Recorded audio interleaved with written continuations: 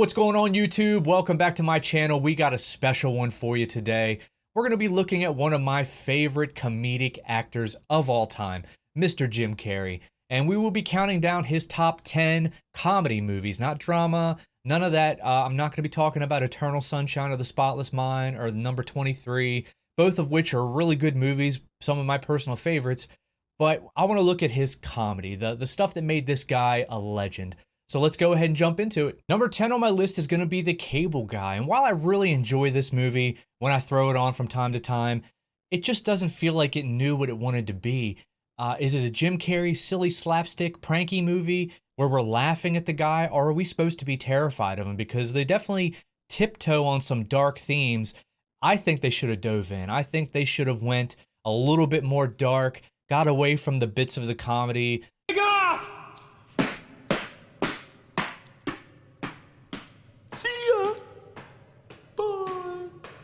You know, maybe not quite as bad as like 1 Hour Photo with Robin Williams, but closer to that. I mean, I'm okay with a creepy Carrey, but at that moment, you know, he was on fire with Ace Ventura and all those types of movies. So obviously, there's going to be a lot of comedy, and I think it just takes away from what could have been a really unsettling and creepy performance from the character. But there are still a couple of really great standout scenes in this movie.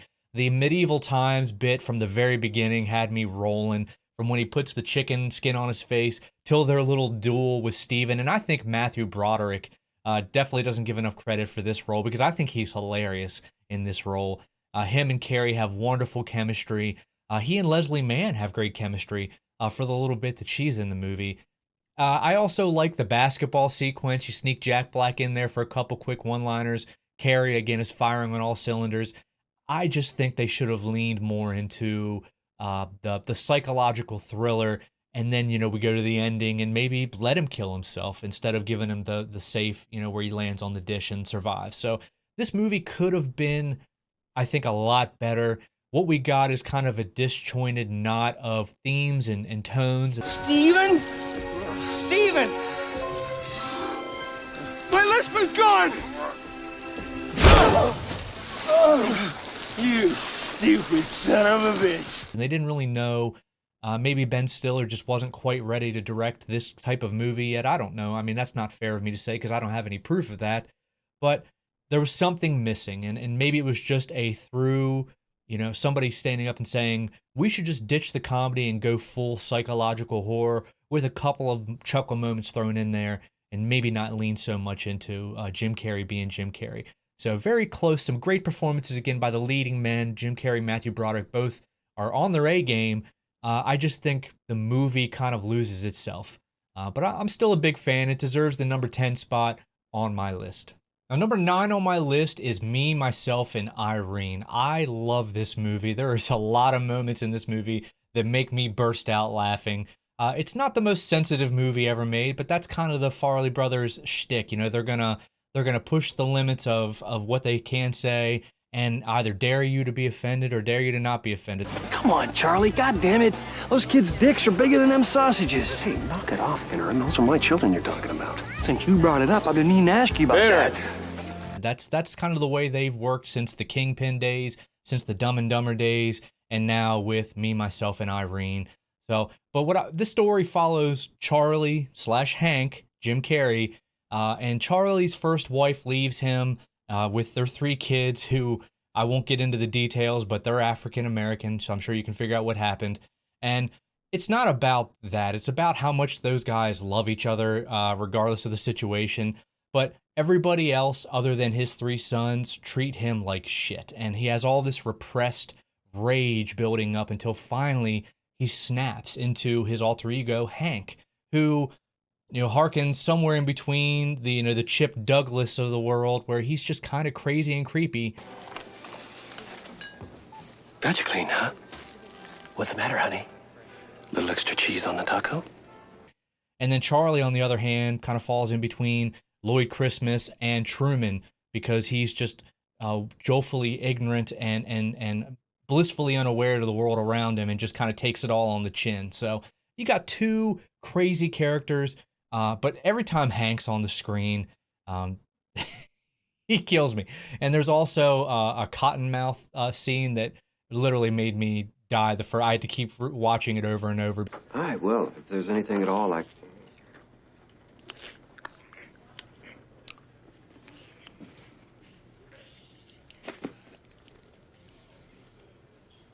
Because if there was ever a movie that relied so much on Jim Carrey and the things that he can do with his body, probably this one, because it's really, Renee Zellweger is fine in the movie. She's the perfect blend of kind of moxie and bewilderment, but really this is Carrey's vehicle. This is all Jim Carrey and his dichotomy, both of his roles.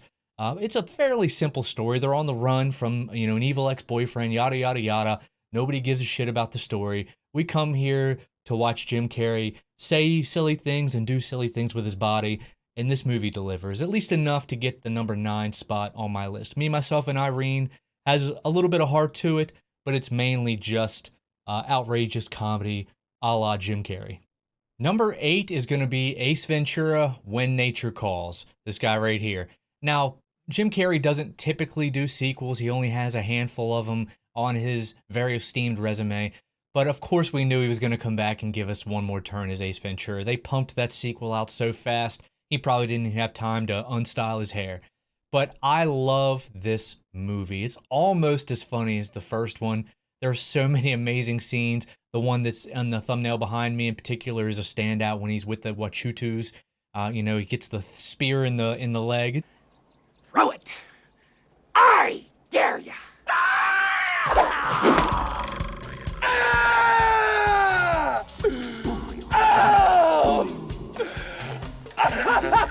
Oda! Don't just stand there! Throw me a spear!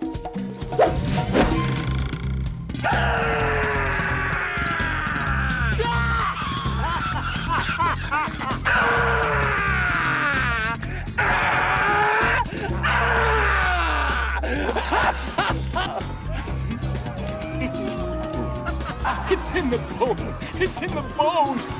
It's in the bone! There's so many funny moments. And I actually kind of like the story of him trying to go out there and help these warring, tribes find peace through the sacred bat, the only animal that he's actually afraid of. So there's a fun little twist where, Ace doesn't love all animals. He hates bats, but he has to find a bat. And watching him bounce off all of the side characters, the tribesmen, but also the consul that brought him in to, ended up being the bad guy. Oh my God, what a twist. But watching him kind of deal with all the stuffy, rich, pompous ass people, that's a lot of fun too. The dinner scene where he said, "You must be the Monopoly guy." Thanks for the free parking. Alrighty then.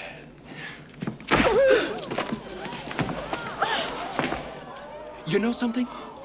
You're right.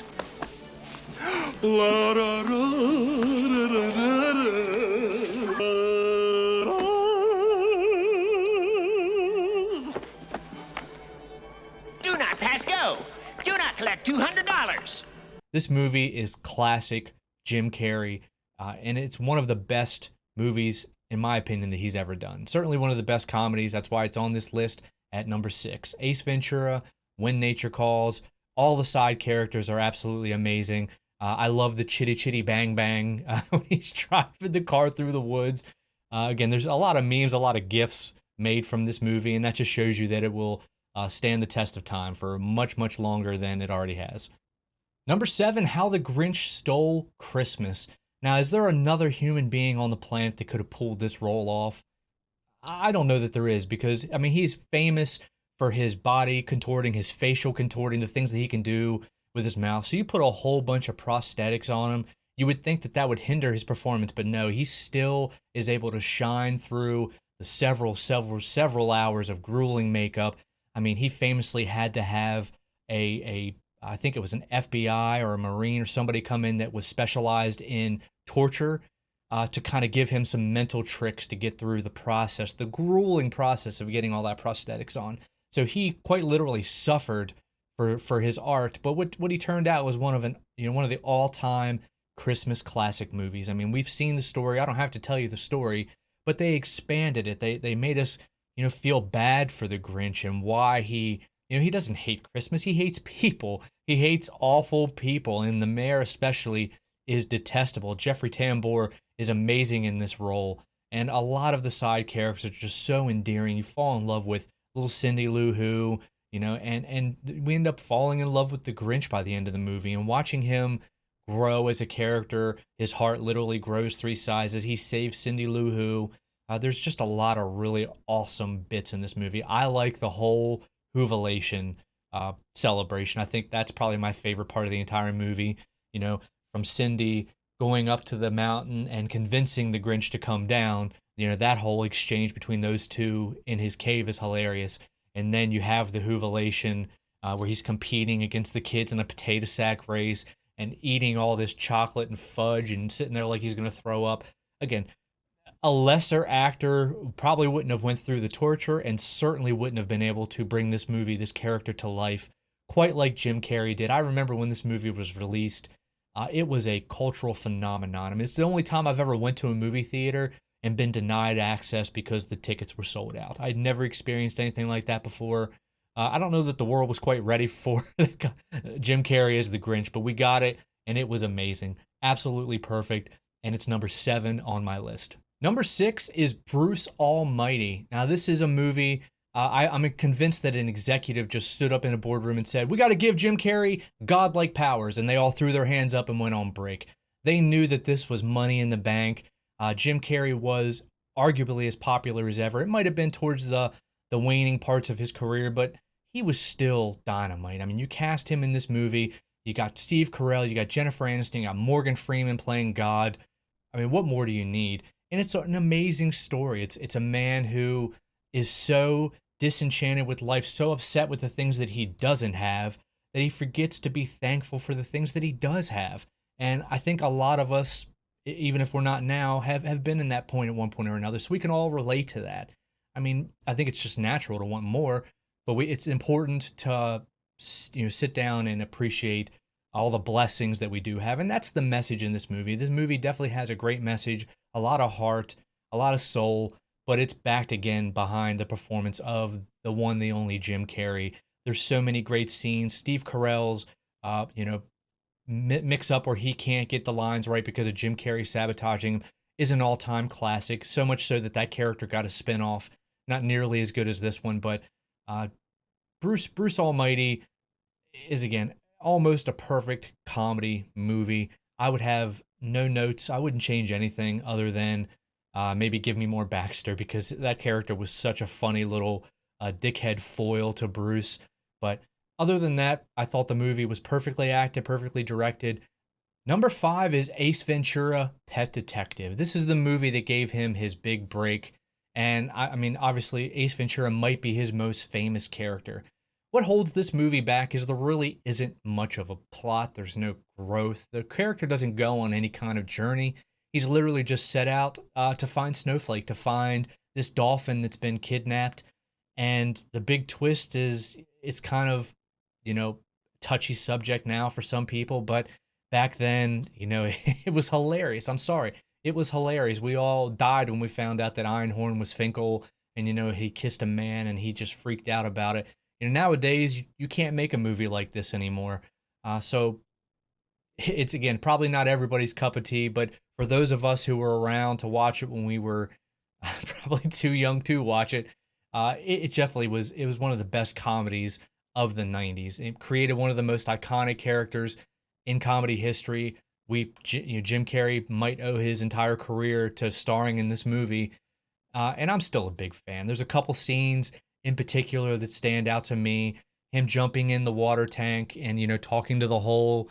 All of those quippy one-liners are so funny. I love when he's in the hotel room investigating and he makes the cops look like a bunch of jackasses, because that's the best thing about Ace Ventura is, yes, he's crazy. Yes, he's silly. Yes, he's very eccentric, but he's also very good at his job. He's also brilliant. He is a brilliant detective, and he ends up solving the case. So he's not inept. He's not a fool. He's just zany. And I think a lot of us really, really fell in love with that character. And I'm glad we got a sequel. I'm glad he came back and did it one more time, because it's one of my favorites. But I love Ace Ventura. I love Dan Marino. In fact, that Dan Marino plays at least a minor part in it. It's always funny to me. He has a couple of really funny one-liners in the movie as well. Hey! Yeah, Dan? You have any more of that gum? That's none of your damn business, and I'll thank you to stay out of my personal affairs. The movie works. The movie works in almost every way it can for me, for people from my generation. We have a soft spot for Ace Ventura. Number 4 is The Mask, and this might be my favorite Jim Carrey movie. I don't know. These top 4 could probably be interchanged. Stanley Ipkiss is definitely my favorite protagonist in his movies. I love Stanley Ipkiss. He's a good dude who kind of just is not unlike Charlie in Me, Myself, and Irene. He's just tired of getting walked on by everybody, tired of getting overlooked, tired of getting treated like shit. So he finds this mask, and it gives him these superpowers. I mean, he becomes a superhero of sorts and gets to kind of live out all his wildest fantasies, get back at the people who have wronged him. And he ends up falling in love with Cameron Diaz, who has never been hotter. Oh my God, when she walks into the bank the first time, woo-wee.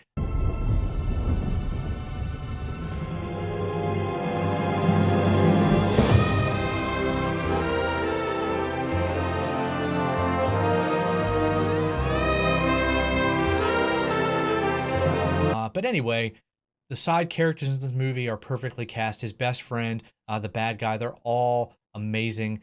But really, this is another movie that is carried largely because of Jim Carrey and his zaniness. I mean, when he's in The Mask, he's allowed to fully unleash his craziness, and it works. I love the story here where he's trying to, again, he's just kind of living his life, and he ends up unsuspectedly getting entangled with our main bad guy, and as a result, has to sort of foil his master plan to take over the Coco Bongo Club and rob a bunch of banks. So it's an interesting movie, great comedy, a little bit of drama at the end, a lot of references to the time. So the movie might not age as well. If you go back and watch it now and you're a younger person, you might miss a lot of the jokes because like most Jim Carrey movies, there's some pop culture references to the time.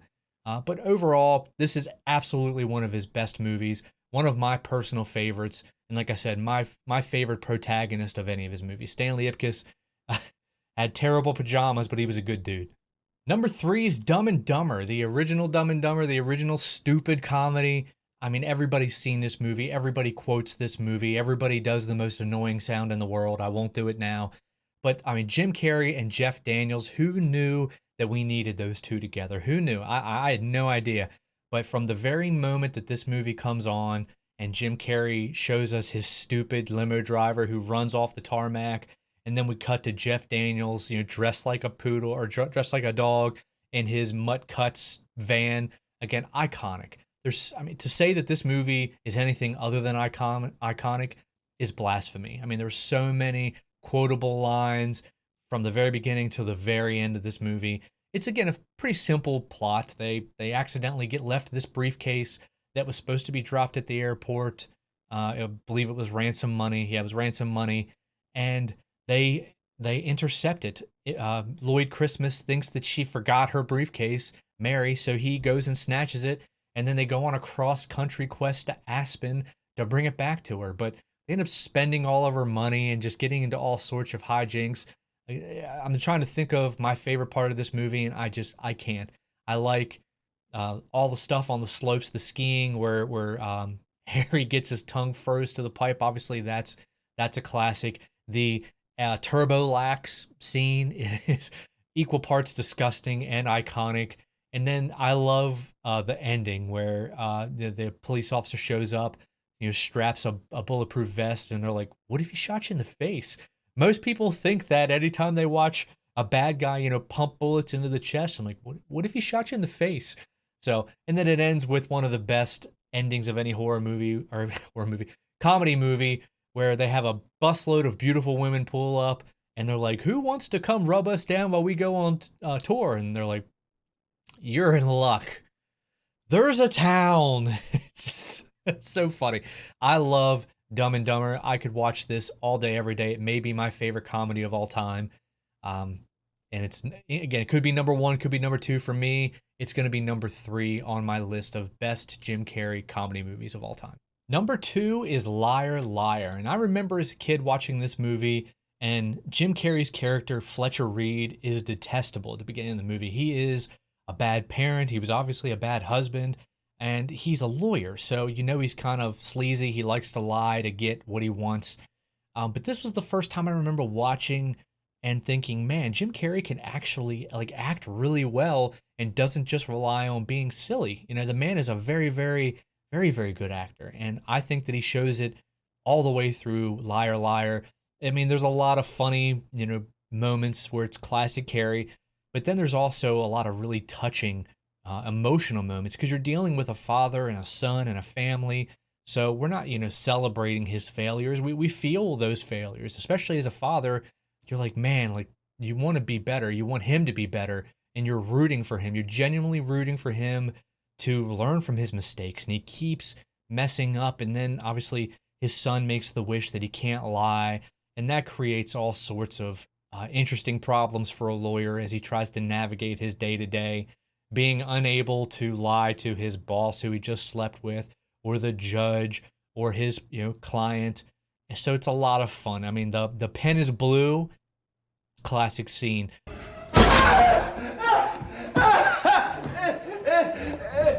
What the hell are you doing? I'm kicking my ass! Do you mind? There's so many classic lines, classic scenes, and I think that also at the very end where he's talking about, he's trying to get the guy on stand to break about and admit that he slept with, Tiffany. I'm gonna call her Tiffany, but you know who I'm talking about. But he's like, you stuffed her like a Thanksgiving turkey, didn't you? Jim Carrey is absolutely unhinged, but it works. And then at the end of the day, the movie hits you right in the heart. And he learns his lesson. He learns that he loves his son. He loves his ex-wife. He wants to be a family, and work is not the most important thing. It's a lesson that some of us need to learn every once in a while. Be present. Don't get so lost in everything happening outside. Make sure you make time for your family. So it has a great message. It's a great movie, and it's number 2 on my list of best Jim Carrey comedies because this is a true, honest to goodness, family comedy movie that you can sit down with your entire family and watch, and everybody's going to have a fun laugh. Number 1 is The Truman Show. Now, I think that this is his best comedy from top to bottom because it has everything you could want in a movie. You've got Truman Burbank, who is, again, arguably his best work, his best acting work outside of Eternal Sunshine. And it's an engaging story. You have a man who, again, I think Ed Harris turns in an amazing performance as well as Christoph, the archetype or the architect of, The Truman Show. And it's a really sad story because this guy has been sheltered his entire life. Nothing in his life is authentic. He's just been led to believe that everything is real when in reality he's surrounded by actors and actresses. His wife, his best friend, they've all been lying to him. And I think with the rise in YouTube and the fact that everybody has a channel now, this hits even a little bit more close to home because everybody wants to be front row center, but would you want to find out that your entire life, while it was, arguably the most famous man on the planet, but at what cost? Nothing about you is authentic. So that had to be, a huge blow for him to come to terms with.